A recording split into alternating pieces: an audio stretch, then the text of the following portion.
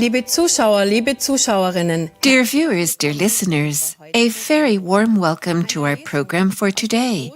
It is a reading from the great work of Revelation entitled, This is My Word, Alpha and Omega, the Gospel of Jesus, the Christ revelation which true Christians the world over have come to know. Much of what Jesus of Nazareth taught the people 2,000 years ago was lost. Much was deliberately or unconsciously passed on wrongly or withheld. For example, that his message of love for God and neighbor also is valid in relation to our fellow creatures, the animals. Through Gabriela, the prophetess and emissary of God in our time, the Spirit of the Christ of God reveals, via the prophetic word, the truth today about his life on earth and about his divine teachings. Building on an extra-biblical gospel, Christ himself explains, corrects, and deepens the word. We will be reading from the great revelation of Christ. This is my word in chapter 38 under the title, About Killing Animals. The following occurrence from the life of Jesus of Nazareth is described in the text of the Gospel. Some of his disciples came to him and spoke to him about an Egyptian, a son of Belial, who taught that it is not against the law to torment animals if their suffering brings profit to people. And Jesus said to them, Verily, I say to you, the one who derives benefit from the injustice that is inflicted on a creature of God cannot be righteous. Just as little can those whose hands are stained with blood or whose mouths are defiled with flesh deal with holy matters or teach the mysteries of heaven. To this text, Christ explains, corrects, and deepens the word. He says, recognize that everything that lives feels. In a way similar to man, all forms of life feel joy and sorrow, whether they be animals, plants, or stones. Life is consciousness. The consciousness radiates countless facets of evolution of the I am. Consciousness is also a process of becoming conscious. People, animals, plants, and stones feel according to their consciousness. Recognize that the one who hunts animals will himself be hunted one day. The one who torments animals will himself be tormented one day. The one who exploits the life of the earth will become the prey to those who taught him to do this. Every seed has its harvest. What a person sows goes into the field of his soul. From there it sprouts and grows. In every seed already lies the fruit.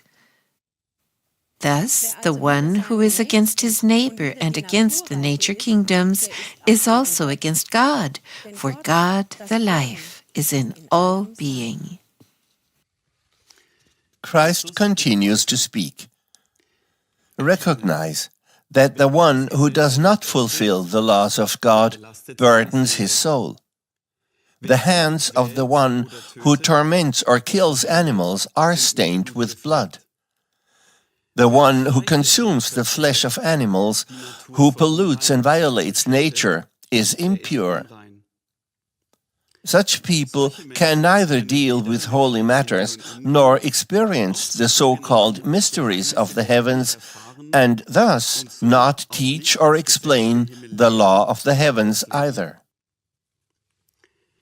The one who teaches what is most holy, the laws of the heavens, and instructs his fellow man to keep them, while he himself does not keep them, will reap approval only from those who live and think as he does. All that is godless does not endure in the long run. It will fade away, just as the night recedes before the day. The time has drawn near. in which the light will bring everything out into the light of the day, and people will recognize the God-distant life of those who may have taught and told them to keep the laws of life, but who themselves did not keep them, whose hands are stained with blood, and whose bodies are defiled by the consumption of meat.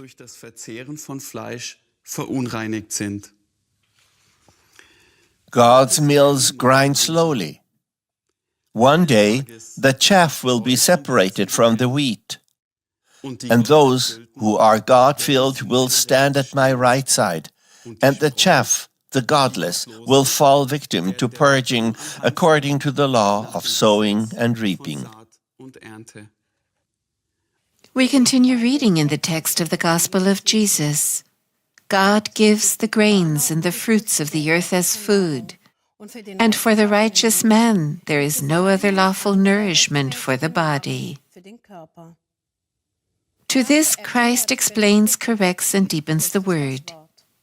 He states, God gives the grains and the fruits of the earth as food, and for the righteous man there is no other lawful nourishment for the body, means that from the bosom of Mother Earth God gives man all that the earthly body needs for living. The one who fulfills the laws of love and life in his way of feeling, thinking, speaking, and acting also lives from what Mother Earth gives him. Indeed, many are standing on Jacob's ladder, which leads into the pure temple of life. Many people are still great sinners in their inner being as well as externally, and remain so over decades or even over many incarnations or soul sojourns until the causes they have built up hit them as an effect. However, from the temple of love, God extends His hand to everyone, to the greatest sinner as well. Again and again, the eternal being, the All-Father, teaches the gospel of love through me, the Christ. Again and again, souls and men are instructed to live with one another, to develop the sense of community of inner life, and also to stop killing animals and eating their flesh. Again and again, souls as well as men are called upon to ennoble their sensations and thoughts, so that their senses may also become refined. For as long as there is still one iota of impurity in the soul, it cannot enter heaven. Christus erklärt und vertieft weiter. Christ continues to explain and deepen. It is a spiritual principle that the person who keeps his thoughts and words pure and raises his actions to God refrains more and more from dead food, from eating meat and fish, until he is so purified that he gratefully accepts the gifts from the bosom of Mother Earth. The impure will not defile the pure one if, for example, he is invited to a meal and partakes of a dish of meat which his hosts offer, having prepared it with much joy and effort. Then this is a gesture of respect towards the host. Here, the following statement holds true in its meaning. It is not what goes into the mouth, for example, a few bites of meat, that defiles the body, but what comes out of the mouth. Loveless, hate-filled, and envious feelings, thoughts, and words. They defile the soul and the body. However, the gratification of the craving for fish, meat, and alcohol burdens the soul and defiles the body. In a general conversation with the host, it could then be pointed out that you, the guest, refrain more and more from meat and fish, because you have recognized that dead food does not benefit the soul or the body, because the law of God is life. Through such and similar general hints, the host will also come to think about it, so that he, too, who also stands on Jacob's ladder, can purify himself and climb rung for rung. Every selfless word and every selfless deed serves your neighbor for his salvation. With good, selfless conversations, many a one can recognize what I, Christ, as Jesus, told the people. For selfless, righteous people, there is no other food for the body than the lawful food which nature brings forth, grain and fruit. Moreover, I told my own not to castigate themselves, but to refine their thoughts and senses. Then the intake of dead food, too, of fish and meat, will be reduced. Mit der Verfeinerung der Seele und des Menschen With the refinement of soul and person, the unlawful falls away. Then it is not suppressed, but is removed through the life in me, the Christ. In the Gospel of Jesus, we read what Jesus of Nazareth already taught 2,000 years ago to the people. The robber who breaks into a house built by man is guilty. But even the least of those who break into a house built by God are the greater sinners. This is why I say to all who want to become my disciples, keep your hands free from bloodshed, and let no meat touch your lips, for God is just and bountiful, and has ordained that man shall live by the fruits and seeds of the earth alone. Christ explains, corrects, and deepens the word. The law of life states the following: the one who breaks into a house built by man makes himself guilty before the law of God and before the law of man. Man shall neither steal or plunder. He shall respect the property of his neighbor. The one who falls into need shall ask for help, but shall not steal or plunder. The one who robs his neighbor, even if this one possesses ever so great a wealth, becomes guilty before the spiritual law and the earthly law. The one who breaks into the house of God, into the temple of the Holy Spirit, is a far greater sinner.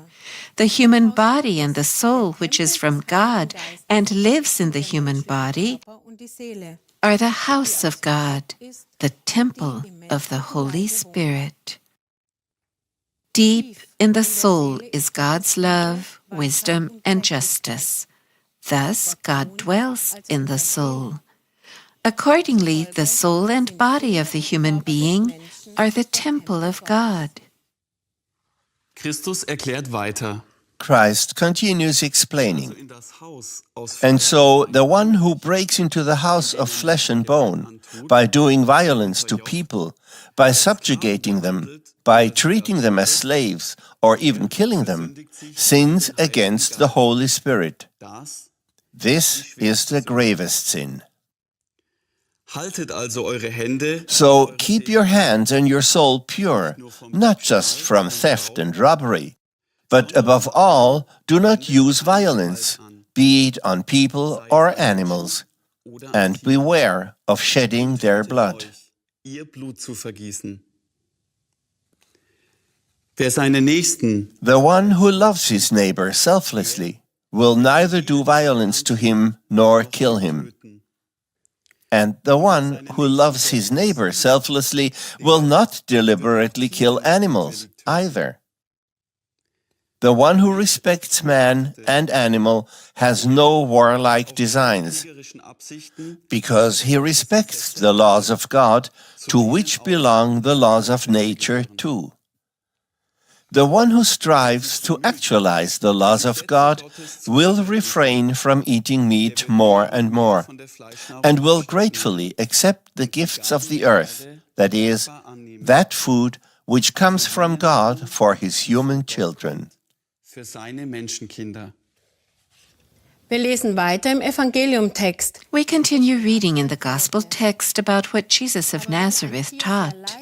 But if an animal suffers greatly, so that its life is a torment for it, or if it becomes dangerous to you, release it from its life quickly, and with as little pain as you can. Send it to the other side in love and mercy, and do not torment it. And God, your Father, will show mercy to you, just as you have shown mercy to those who were given into your hands.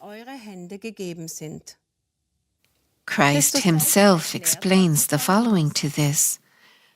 I, Christ, give this my word of revelation during this mighty turn of time, in order to point out once again, among other things, that just like the life of human beings, the life of animals, plants, stones, and minerals too, is in the hands of God. Many people have turned away from the Father, Mother, God, and have sold themselves to materialism.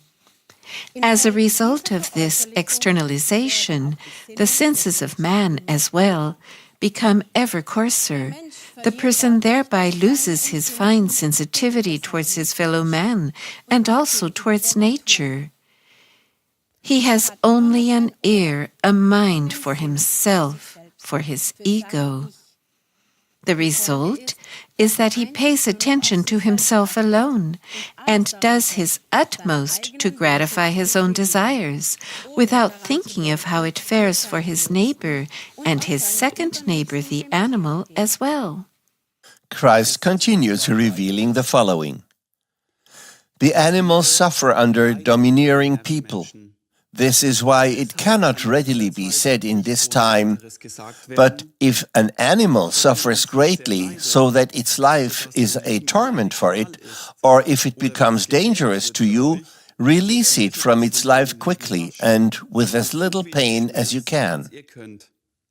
For today, many animals constantly suffer torments and pain through the brutality of the human ego. The following does not hold true here. Release these animals by delivering them quickly from their torment and suffering. I, Christ, say to you, try to experience their torment and suffering in your world of sensations. Feel into their torment and suffering, and recognize how they suffer because of your human doings. You are called upon to change by devoting yourselves to God, so that you can feel and understand your neighbor and your second neighbor, the animal, in your inner being. Recognize that what you do to the animals, you do to me, the Christ, and to yourselves as well. The torment and suffering of the animals will one day be your torment and suffering. God, the Eternal, has also given the animals into the hands of man. However, not that he torment them, but that he live with them. Man should be for the animal, and then the animal is also for man. Then it will also serve him joyfully. If an animal has to suffer a lot because of an accident or because of its age, then the person should release the spiritual life of the animal, the part soul or the part ray, from the earthly body quickly, while inflicting little pain, and should give it over in love and mercy into the hands of the eternal Creator. He, the Great All-One, knows each animal. He has created it and lives as power in the part soul or in the part ray. The part soul or the part ray of the animal is the unfolded powers of consciousness of the All Spirit, which have become spiritual form. Jesus of Nazareth taught, And whatever you do to the least of my children, you do to me. For I am in them, and they are in me. Yes, I am in all creatures, and all creatures are in me.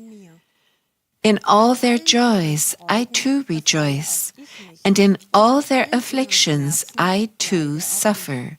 This is why I say to you, be kind to one another and to all the creatures of God.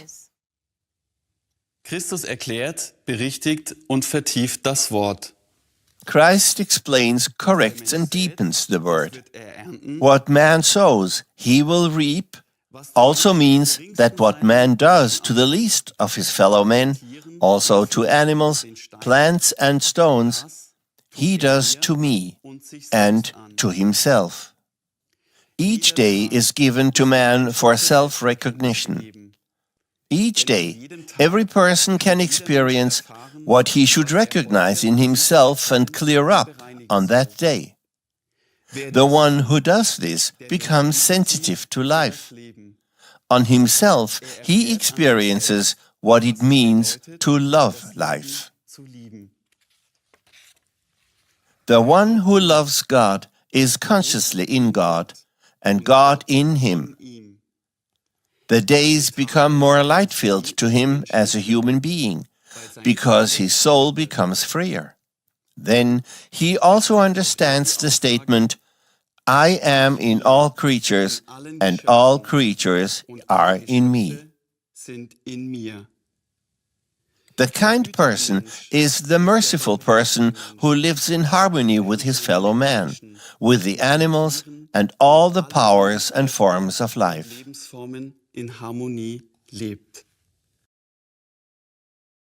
Liebe Mitmenschen, Dear fellow people, with this, we come to the end of our reading today from the great work of Revelation. This is my word, Alpha and Omega, the gospel of Jesus, the Christ revelation which true Christians the world over have come to know. In this book, we can learn more about what Jesus the Christ really taught and what depth of meaning his life and works have on this earth. We wish for all of us, and especially Mother Earth with her animals and plants, that ever more people learn to love the life. We wish you all the best. Goodbye and greetings in God.